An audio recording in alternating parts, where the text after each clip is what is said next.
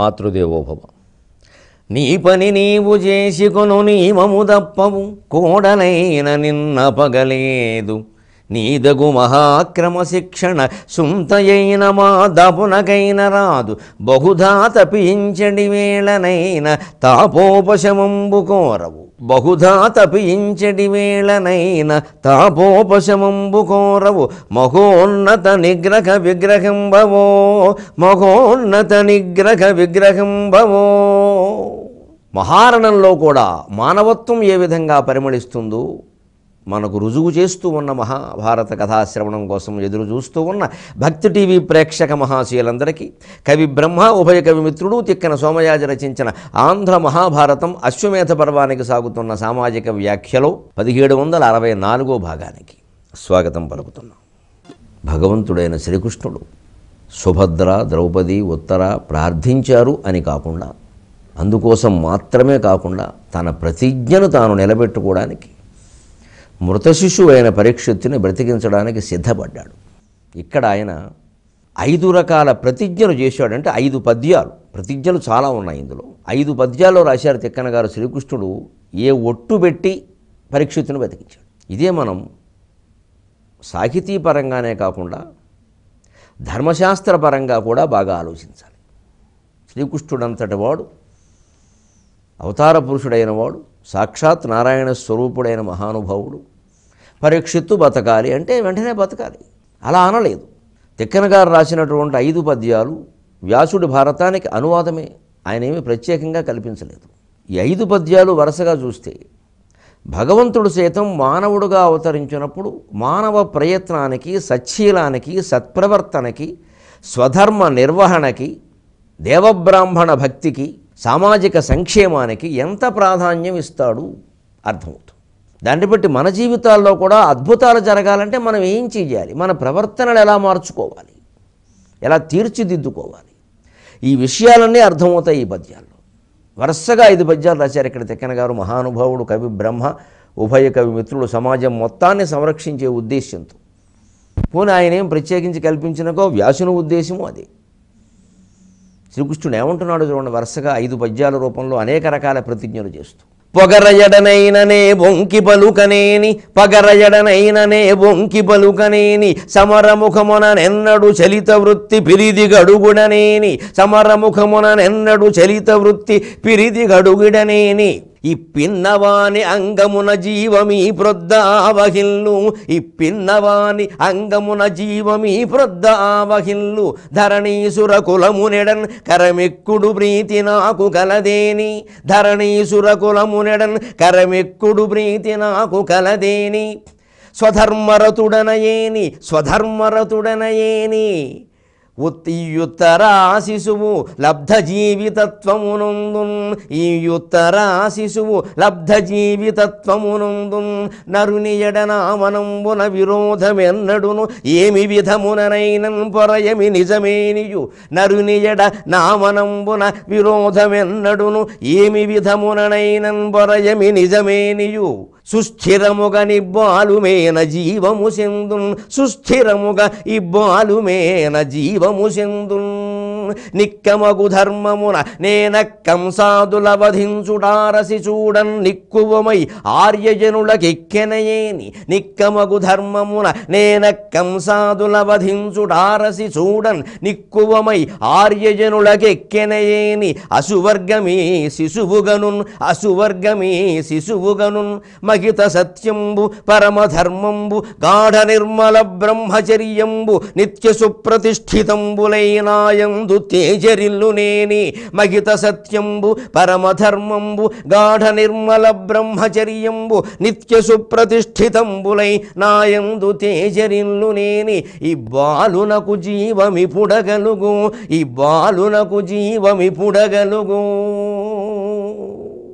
ఇప్పిన్నవాని అంగమున జీవమీ ప్రొద్దావహిల్లు ఈ ఉత్తరా శిశువు లబ్ధ జీవితత్వమునందున్ సుస్థిరముగని బాలుమేన జీవము చెందున్ అసువర్గమీ శిశువుగనున్ ఈ బాలునకు జీవమి పుడగలుగు ఈ బాలునకు జీవమి పుడగలుగు ఈ బాలునకు జీవమి పుడగలుగు శతమానం భవతి శతాయు పురుషస్యతేంద్రియ ఆయుష్యేవేంద్రియే ప్రతిష్టతి అని పరమేశ్వరుడు ఆజ్ఞాపించగానే బాలుడు కళ్ళు తెరిచాడండి.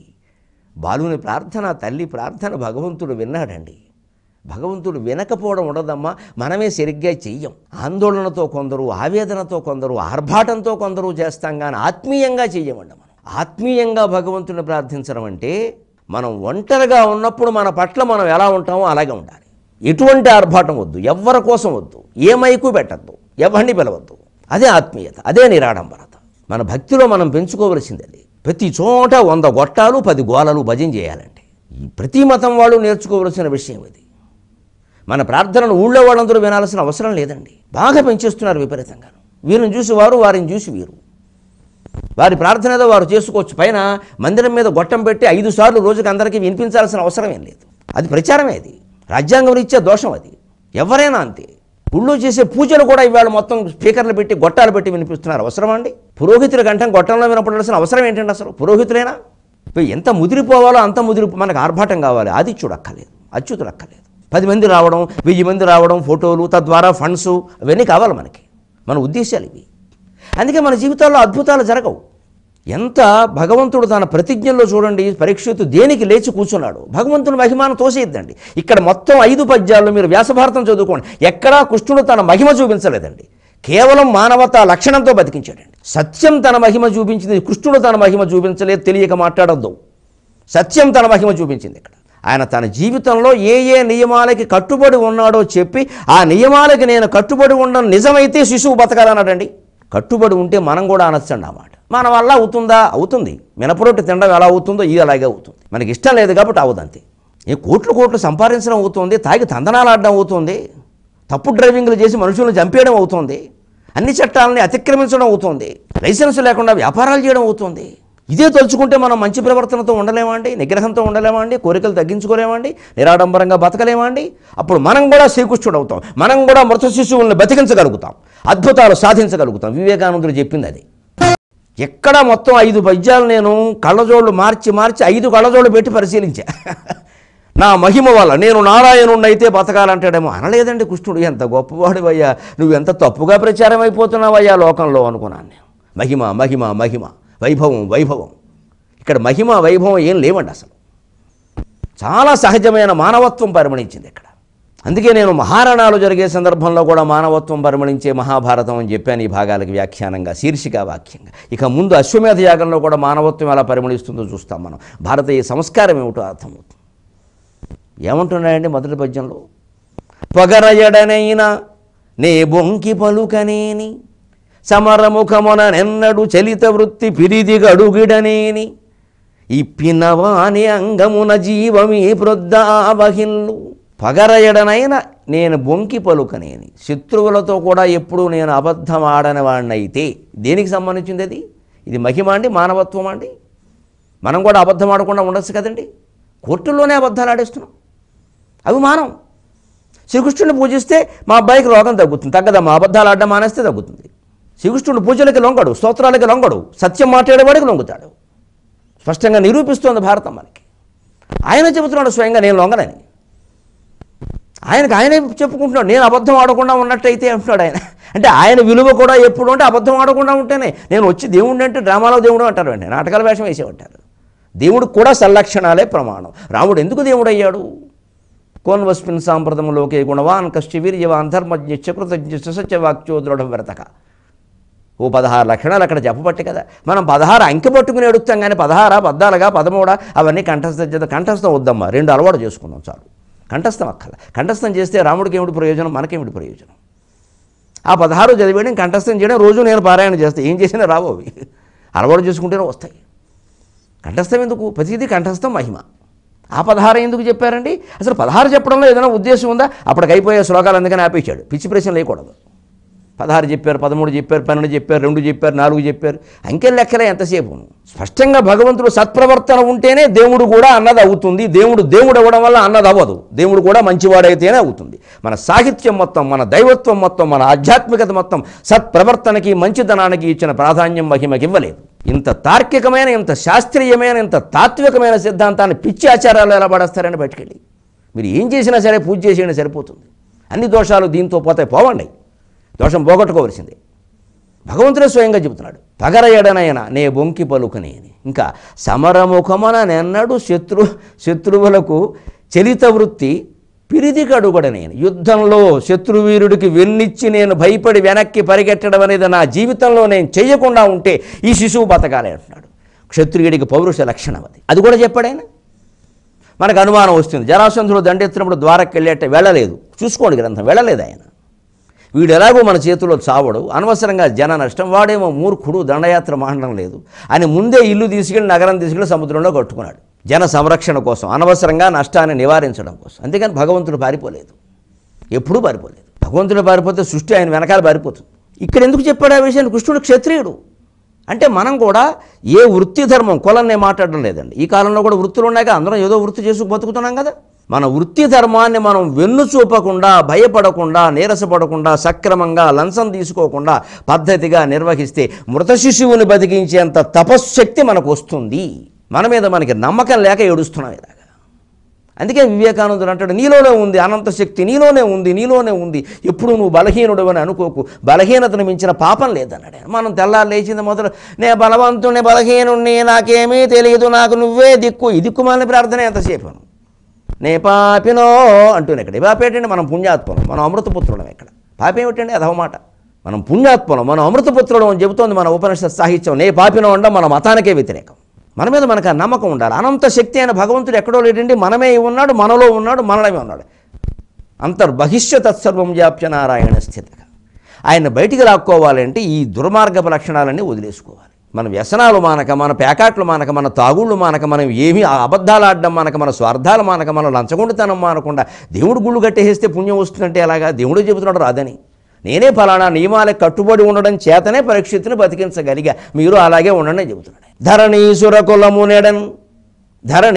కులమునెడన్ కరమెక్కుడు ప్రీతి నాకు గలదేని స్వధర్మరతుడనయేని ఈ యుత్తరాసుతుడు లబ్ధ జీవితత్వమునందు. బ్రాహ్మణుల ఎడ నాకు అకుంఠితమైన భక్తి నిజంగా ఉన్నట్లయితే, ఎందుకన్నాడండి? బ్రాహ్మణులు ఖచ్చితంగా నియమాలకు ఉంటారని, షట్కర్మ నిరతులై ఉంటారని, సిగరెట్లు కాల్చరని, తాగుడు తాగరని, మాంసం తినరని, ఏ నిబంధనలు బ్రాహ్మణులకు పెట్టారో అలాగే ఉంటారని భావించారు కాబట్టి, ఆ కాలంలో ఉన్నారు కాబట్టి. ఆ కాలంలో బ్రాహ్మణులు ఎవరు ఉద్యోగాలు చేయలేదు. అందుకే ఉద్యోగాలు చేసేవాళ్ళం మనం ఎవ్వరం బ్రాహ్మణులం అని చెప్పుకునే అధికారం మనకు లేదు. వేద పండితులు మాత్రమే బ్రాహ్మణుల నా దృష్టిలో. బ్రాహ్మణుడు చేయవలసిన పని అదొక్కటే. డాక్టర్లు, ఇంజనీర్లు, వ్యాపారాలు చేసేవాళ్ళు, రాజకీయాల్లో ఉండేవాళ్ళు బ్రాహ్మణులను చెప్పుకుంటే కొంత మనుషులు అనుకుంటే చాలంతే. అది కూడా కోల్పోతే వేరే విషయం. మేము మనుషులం అని చెప్పుకోవాలి, బ్రాహ్మణులం అని చెప్పుకోకూడదు. బ్రాహ్మణులు చేసే పనులు కావు. బ్రాహ్మణ భక్తి అంటే అదే బ్రాహ్మణ కులంలో పుట్టినవాడు కాళ్ళు కడగడం కాదు. అలా అయితే అందరి కులం, అన్ని కులాలు గొప్పవే, అందరి కాళ్ళు కడగాల్సిందే. మిగిలిన వాళ్ళు చేసిన దోషం ఏంటి? అలా ఉండదండి అవకాశం. పుట్టుక చేతనే బ్రాహ్మణుడు గొప్పవాడని ఎక్కడా లేదు. ఎవరితో ఎక్కడైనా చర్చకు సిద్ధం. పిచ్చి వేషాలు వేయొద్దు. కులం పేరు మీద అహంకారాలు పనికిరావు. ఇదే మొత్తం హిందూ మతాన్ని చీల్చేస్తుంది. మేము భరించలేని విషయం అది. హిందూ మత ప్రేమికులుగా ఈ కుల వ్యవస్థ మొత్తం చీల్చేస్తుంది హిందూ మతాన్ని. ఏదో ఒక పేరు మీద ఎవడో ఒకడు పెత్తనం చేసేస్తాడు, మిగిలిన వాడు రానివాడు. అక్కడ లేదండి, పుట్టుకతో గొప్పవాళ్ళని ఎక్కడా లేదండి. నీ బ్రాహ్మణత్వం, నీ క్షత్రియత్వం, సమస్తత్వం, అసలు నీ ముందు మానవత్వాన్ని నువ్వు నిరూపణ చేసుకోవాల్సిందే నీ ప్రక్రియ ద్వారా, నీ ప్రయత్నం ద్వారా. అప్పుడే కృష్ణుడు సైతం దండం పెడతాడు. అందుకే రాజసూయ యాగంలో ఏ పని చేయమంటావు ధర్మరాజు అడిగితే, నీకు నేను పని చెప్పడం ఏమిటి అంటే, బ్రాహ్మణులు తిన్న తర్వాత ఆ విస్తళ్ళు తీస్తానని చెప్పాడు. ఎందుకన్నాడు? అప్పుడు బ్రాహ్మణులు అలా ఉండేవారు. నిజంగా ఉంటే అలాగే చేయాల్సిందేనండి, అనుమానం ఏముంది? ఎవరుంటే వాళ్ళకే చేయాలి. ధరణీసుర కులము నిడన్ కరమెక్కుడు ప్రీతి నాకు గలదేని. అంతేకాదు స్వధర్మరతుడనయేని. ఆశ్చర్యకరమైన మాట ఇది. నేను ఒక మనిషిగా, ఒక క్షత్రియుడుగా, ఇగో ఫలానా ఆవిడికి భార్యగా, ఫలానా తల్లిదండ్రుల కుమారుడుగా నా ధర్మానికి నేను కట్టుబడి ఉన్నట్లయితే, నేను మహిమాన్వితుడినైతే, నేను వైకుంఠవాసినైతే, నేను లక్ష్మీపతినైతే, నాకు 4 చేతులుంటే, శంఖచక్ర కథా పద్మాలుంటే అని శ్రీకృష్ణుడు అనలేదండి. ఏం తెలుసుండే మనకు అసలు ఆధ్యాత్మికత, భక్తి, మహిమను? స్పష్టంగా మానవ జీవితంలో ఏవి గొప్ప లక్షణాలు అవి చెప్పి ఈ లక్షణాలు నాకు ఉన్నాయి కాబట్టి ఈ శిశువు బతకాలన్నాడు. అంటే శిశువును బతికించింది సత్యం, కృష్ణుడు కాదు. కృష్ణుడు రూపంలో సత్యం బతికించింది. ఇంకో చోట అదే సత్యం ఇంకో రూపంలో బతికించవచ్చు. ఇప్పుడు అది కృష్ణ రూపం ధరించింది సత్యం, ఎందుకంటే ఆయన సత్యానికి కట్టుబడ్డాడు కాబట్టి. మనం సత్యానికి కట్టుబడితే మనం అదే రూపాన్ని ధరిస్తాం, మన రూపమే ధరిస్తాడు భగవంతుడు. ధరించే ఉన్నాడు, మనం గ్రహించట్లేదు. అందుకని కృష్ణుడు రూపం గొప్పది, కృష్ణుడిగా ఉంది మహిమ. మళ్ళీ ఇంకొకరికి ఇవన్నీ పిచ్చి మాటలు, ఇవి కృష్ణ ఫ్యాన్స్ అసోసియేషన్ వాళ్ళు మాట్లాడుకునే మాటలు. అది కృష్ణ అభిమాన సంఘం. అటువంటి వాళ్ళకి రామాభిమాన సంఘాలు కూడా ఉంటే దెబ్బలాడుకుంటాయి. సత్యానికి ఉండాలి అభిమాన సంఘం. సత్యం ఎవరి దగ్గర ఉందో వారే దేవుడు, సత్యమే దైవం, సత్యమేవ జయతి. సత్యం మీద ఆధారపడే ప్రతిజ్ఞ. నా ధర్మానికి నేను కట్టుబడి ఉంటే ఈ ఉత్తరాసుతుడు లబ్ధ జీవితత్వమునందం. ఇగో ఉత్తరా కుమారుడైనటువంటి పరీక్షిత్తు వెంటనే జీవమును పొందుగాక పొందాడండి. ఎందుకంటే ఆయన కట్టుబడి ఉన్నాడు కాబట్టి. ఎందుకంటే స్వధర్మం అంటే అర్థం ఏంటి? క్షత్రియుడే అనుకోకండి, క్షత్రియుడికి సారథ్యం కూడా ధర్మమేగా.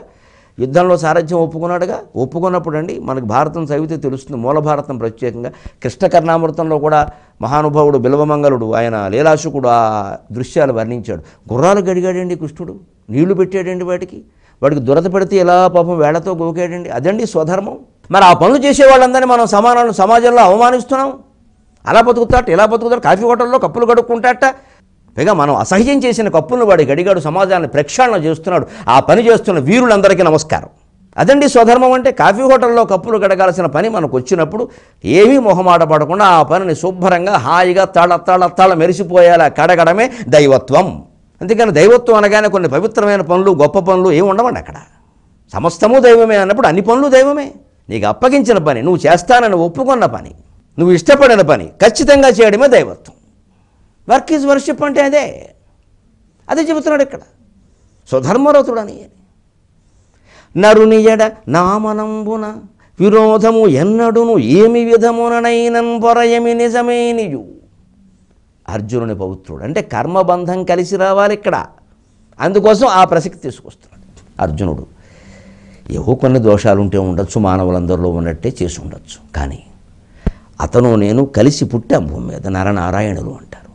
మా మధ్య విభేదాలు లేవు. అతనికి ఏ రకంగానూ కీడు జరగాలని నేను కోరుకోవడంలా. ఈ మాట ప్రత్యేకించి ఇక్కడ ఎందుకు అంటాడు అంటే, అభిమన్యుడు పోయినప్పుడు అండి కృష్ణుడు కన్నీళ్లు పెట్టలేదని సుభద్ర సహా అందరూ బాధపడ్డారు. మూలభారతం చూస్తే తెలుస్తుంది. ఏమిటో మా అన్నయ్య కన్నీళ్ళైనా పట్ల అక్కడికి 1 కేజీ కన్నీళ్ళు, 1 లీటర్ కన్నీళ్లు రాచి ఇవిడికి సీసాలో ఇస్తే కృష్ణుడు బాధపడినట్టు లెక్క. ఆవిడికి సంతోషంగా వాపడారు. అభిమన్యుడు బతుకుతాడా? మనలో కూడా చాలామంది ఇలాగే ఉంటాం. వాడు దేనికి ఏడవరమ్మా, దేనికి ఏడవడం, వాడికి దండం పెట్టాలి. వాడు ధీరుడు అనమాట. వాడు మొండివాడని ఎందుకు అనుకోవాలి? వాడికి తత్వం తెలుసు, వాడు ఏడవడం ఏమైనా గొప్ప విషయం? ఏడవకుండా ఉండడం మాత్రం గొప్ప విషయం. సందర్భాన్ని బట్టి పుట్టుంటుంది. ఉందండి అనుమానం వాడికి. అంతేకాదు, ఘటోత్కచుడు పోయినప్పుడు నాట్యం చేశాడు, భారతంలో ఉంది. యుద్ధరంగంలో నాట్యం చేశాడు. భీముడు అర్జునుడు స్వయంగా వచ్చి మందలించారు. ఏం చేస్తున్నాను, మీకేం తెలుసు రహస్యం అర్జున, వీడు పోకపోతే నువ్వు పోయేవాడివి, నాకు వీడికంటే నువ్వు ముఖ్యం అన్నాడు. ఎందుకని? అర్జునుడు బావమరుదనో చెల్లెలు మొగుడనో ఒకవాడు ఈయన పోతే ఆవిడ ఇంటికి తీసుకెళ్ళి పోషించాలనో ఎల్ఐసి చేయలేదనో ఈ దిక్కుమాలిన ఆలోచనలు కాదు అక్కడ. అర్జునుడు ధర్మయుద్ధానికి ప్రధాన ఆధారమై ఉన్నాడు. ఘటోత్కచుడు పోయినా యుద్ధం ఆగదు, అర్జునుడు పోతే యుద్ధం ఆగిపోతుంది. ధర్మం నిలబడదు, ధర్మం గెలవదు. ఇది పరమాత్మ ఆలోచన. మనకి ఇవన్నీ ఎందుకు అర్థమవుతాయి? మా అబ్బాయి అమ్మ, మా మనవడమ్మా, ఆ కారులోనే మా ఏదైనా బస్సు ప్రమాదం జరిగింది అనుకోండి, మనం విచిత్రంగా మాట్లాడతాం. అయ్యో ఎంత అదృష్టమో, మా వాడు ఎక్కబోయి ఆగిపోయే టికెట్ దొరక్క, అమ్మ ఎంత సంతోషంగా ఉందమ్మా, అందులో 30 మంది చచ్చిపోయారు. వాళ్ళెవరు మన పిల్లలు కాదండి, వాళ్ళు మన మనవాళ్ళు కాదండి. మా వాడు ఎక్కుదామనుకుని ఆగిపోయాడమ్మా, నిజంగా అందుకే వాళ్ళని అలా ఎందుకు కాపాడతాడమ్మా? మరి కాపాడే దేవుడు వాళ్ళని కాపాడాలిగా. మన మనవడి మీద ప్రత్యేకమైన ప్రేమ ఉంది దేవుడికి. మనం ఏ సంఘటన జరిగినా ఎలా ఆలోచిస్తామో సామాజిక బాధ్యతతో మనం ఆలోచించాం. మన వాళ్ళు అందులో ఉన్నారా, లేరు కాబట్టి అమ్మయ్య పోనీ, మొత్తం ప్రపంచం అంతా పోనీ, మనకి సంబంధం లేదు. మన వాళ్ళు కనుక అందులో ఉంటే అప్పుడు ప్రపంచం అంతా వచ్చేయాలి మన దగ్గరికి. సుభద్రైనా అంతే, ఉత్తరైనా అంతే, ద్రౌపదీదేవైనా అంతే. వాళ్ళెవరు శ్రీకృష్ణుడు కాదుగా, అర్జునుడైనా అంతే. అందుకని వాళ్ళందరికీ బుద్ధి రావడం కోసం చెబుతున్నాడు. ఎప్పుడూ అర్జునుడికి కీడు జరగాలి, ఆయన కుమారుడు పోవాలి, లేకపోతే ఆయన అన్నగారి కుమారుడు పోవాలి, ఆయనకు యుద్ధంలో ఏదో జరగాలని నేను ఎప్పుడూ కోరుకోవాలి. మీరు ఏదో అంటున్నారు, నేను ఏదో నవ్వానని, నాట్యం చేశానని, మీరు ఏడిచినంతగా ఏడవలేదని, సంతాప సభోడు పెట్టలేదని, శ్రద్ధాంజలి ఘటించినప్పుడు పెద్ద పుష్పగుచ్చం ఓడు తేలేదని, ఇవన్నీ మీరు అనుకుంటున్నారు. నాకేం లేదు. నరునియడ నా మనంబున ఈ విరోధమెన్నడును ఏమి విధముననైనన్ పొర ఏమి నిజమేనియు. అర్జునుడితో ఎప్పుడూ నా మనస్సులో నాకు ఎటువంటి విభేదాలు లేకపోతే, మనస్సులో కూడా, మాటల్లో కాదు, సుస్థిరముగా ని బాలుమేన జీవము సెందు, సుస్థిరముగా ఈ బాలుడు జీవించుగాక. అది సత్యం కాకపోతే ఆ బాలుడు బతుకుతాడండి? బతకాలి అనుకుని భగవంతుడు ఈ మాటలు మాట్లాడుతున్నాడు అంటే అది సత్యం కాబట్టే కదండి, లేకపోతే ఎలా మాట్లాడతాడండి? అసత్యమైతే జరగదు కదండి. మరి పరీక్షిత్తు బతికాడు కదండి, ఇవన్నీ సత్యమే కదండి. ఇప్పుడు కృష్ణుడు నాట్యాన్ని, ఘటోత్కచుడు పోయినప్పుడు కృష్ణుడు యొక్క ఆనందాన్ని, అభిమన్యుడు పోయినప్పుడు నిర్లిప్తంగా అలా ఉండిపోవడాన్ని ఎలా అర్థం చేసుకోవాలో మనం కూడా జీవితాల్లో అలాగే ఉండాలి. మనవాళ్ళైనా సరే దుర్మార్గులు పోతే డ్యాన్స్ ఆడాలి. కొడుకైనా సరే, మేనల్లుడైనా సరే, ఎవడైనా సరే డ్యాన్స్ అంతే. మంచిదండి, ఇప్పుడు పోవాలని నేను అనుకున్నాను, నా కొడుకైతే అవుగాక. దుర్మార్గుడు వేధవ సమాజాన్ని పీడించు తింటున్నాడు. తప్పు డ్రైవింగ్ చేసి ఇంకో కుటుంబం మొత్తానికి పోవడానికి కారణమైనటువంటి 6 కొడుకులు పోతే నేనే మొహమాటం లేదు మాట్లాడడానికి, నా మీద కేసు పెట్టుకున్నా మంచిదే. సొంత బంధువులే సంతోషించాలి వాళ్ళు చచ్చిపోతే. ఎలా వదిలేస్తామండి విషయాన్ని? మన ఇంట్లో కాదు కాబట్టి వదిలేస్తామని మనం టీవీలు చూస్తుంటూ కూర్చుంటారు. ఇక్కడ ఎంత గొప్ప వార్త అయినా సరే, మనకు మా మిత్రుడు బాపినేని శివశంకరని రాస్తాడు పాపం, గొప్ప కవిత. పొద్దున్నే టీవీలో సంచలన వార్తలు నంచుకునే వాళ్ళకి, పొద్దున్నే సంచలన వార్తలు టీవీలో నంచుకునే వాళ్ళకి ఒక్క క్షణం ఆశ్చర్యం, మళ్ళీ ఎవడి మురుగుంటలో వాడే అంటాడు. మన బతుకులనే ఇంతేనండి. ఆ వార్త చూడగానే మనం ఏం స్పందించక్కల, ఏం మాట్లాడక్కల, ఎవరికేం చెప్పక్కల, అసలు ఏం చర్యలు తీసుకోక్కల. పోనీ అలాంటి తాగుబోతులే మన ఇంట్లో ఉన్నారేమో. అలాగే క్రెడిట్ కార్డు మీద ఆ దుర్మార్గుడికి 2 లక్షలు ఉంటుందండి. 2 లక్షలు క్రెడిట్ ఇచ్చారంటే ఆ తల్లిదండ్రులు మనుషులేనా? అసలు 16 ఏళ్ల లోపు వయస్సున్నవాడు మైనర్కి క్రెడిట్ కార్డు మీద 2 లక్షల గ్యారంటీ ఉంటుందా? వాడు ఆ ఒక్కరోజు 1,40,000 తీసి వాడేసేట. ఇలాగ పిల్లల్ని పెంపకం పెంచి వాళ్ళకి లక్షలు ఇచ్చాక, తాగుడు అలవాటు అయ్యాక, ఎవరికారో తీసుకుని డ్రైవింగ్లు చేయడం మొదలుపెట్టాక సమాజంలో ఎవరికైనా గ్యారంటీ ఉందా? ఈవేళ వాళ్ళ అబ్బాయి కావచ్చు, రేపు పొద్దున్న నా కొడుకే కావచ్చు, అమ్మా నేనే కావచ్చు స్వయంగా. అయ్యో గరికిపాటు వారు అంటారు, అంతేనా? మీరు ఇంకేమైనా చేయగలరా? లేకపోతే పూర్వజన్మ కథలు ఏవో చెప్తారు. అక్కడి నుంచి జాతకాల వాడు ఎవడో వస్తాడు, ఆయనకి చిన్నప్పుడే నేను చెప్పానండి ఈ వయస్సులో ఉందని అంటాడు. వాడు సొమ్మేం పోయింది, ముందు చెప్పడా విషయం. ఇవన్నీ వచ్చేస్తాయి వెనకాల అసలు మానవత్వం లేకపోవడం వల్ల. ఒక సంఘటన జరిగినప్పుడు సమాజంలో మనం స్పందించాల్సిన విధానం ముందు రేపు పొద్దున మన ఇంట్లో జరగదని ఏదైనా ఉందా? మనం ఎంతవరకు కారకం, దానికి మనం వెంటనే ఏం చేయాలి, దానికి ఏం చేయాలి, మన విషయంలో మనం ఏం చేసుకోవాలి. ఈ జాగ్రత్త పడితే సమాజంలో అటువంటివి జరగవండి, క్రమంగా తగ్గిపోతాయండి. అంతేగాని ఒకటే వ్యాఖ్యానం, ఇంకా కలియుగం అమ్మా, నమస్కారం అమ్మా, 23:30 గంటల్లో కలుద్దాం, సెలవు.